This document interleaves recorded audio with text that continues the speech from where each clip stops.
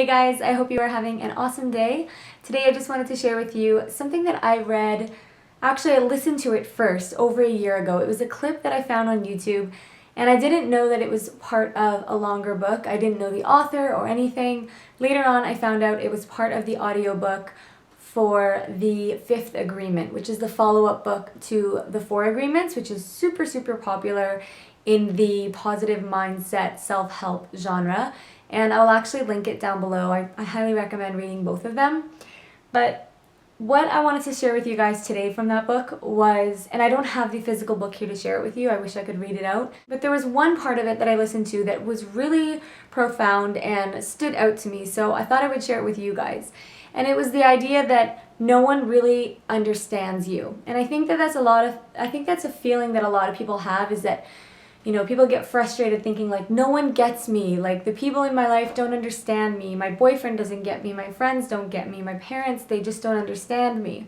And what this book was saying is that that's the way it's supposed to be. Like, of course people don't understand you, because everyone's mind is a complete world of its own. And so you never really get another person, and they won't ever really get you. And when I first heard that, I thought, like, that sounds negative, like that sounds bad. Isn't the point of human relationships and connections so that we can feel understood and so that we can understand other people?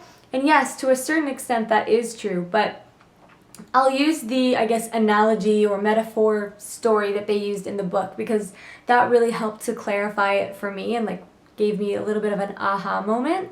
And so this is what the book said. It said, imagine that you walk into a movie theater and all of the seats are empty except for one. One person is sitting in the middle of the front row, and you walk up to that person and you sit behind them and they don't notice you there.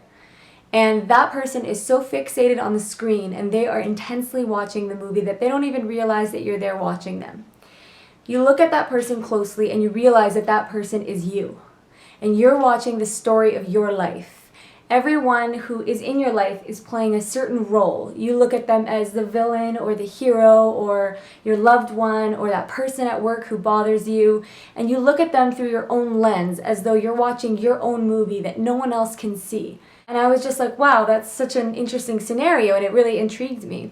And then the book continued to say, now get up out of that movie theater and walk into the next movie theater. And you notice that there's someone else sitting by themselves in the front row in the middle watching a movie screen and watching this story very intensely, completely absorbed in that movie. You look at the person and you notice that that's your mother.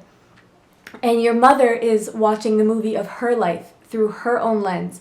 And you notice that some of the characters in the movie are the same. And then it said that the way that certain characters in your mother's movie, maybe your father or your aunts and uncles or your siblings, the way that they're portrayed in her movie are completely different people than are portrayed in the movie that you are watching.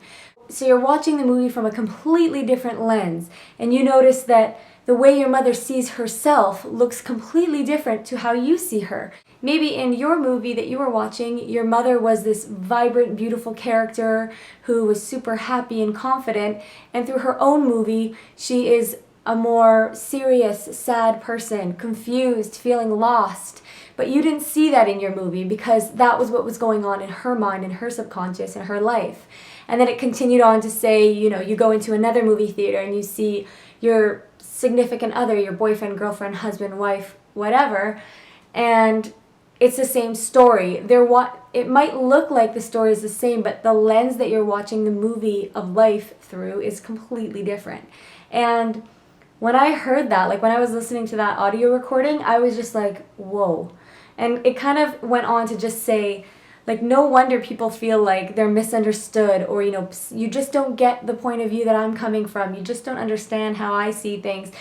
And it's like, if we were meant to see exactly what was going on in someone else's mind, maybe we would. The truth is that all we have control over is the thoughts we think, the way we live our lives.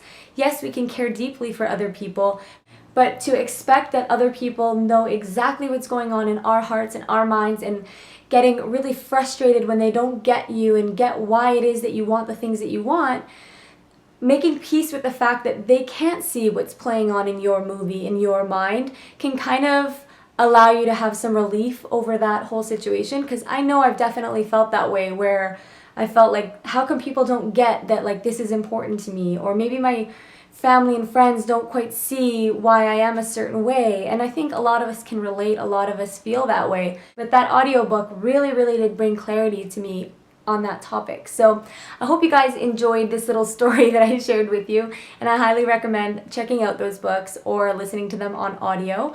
I will put links down below, and have a beautiful day. See you next time.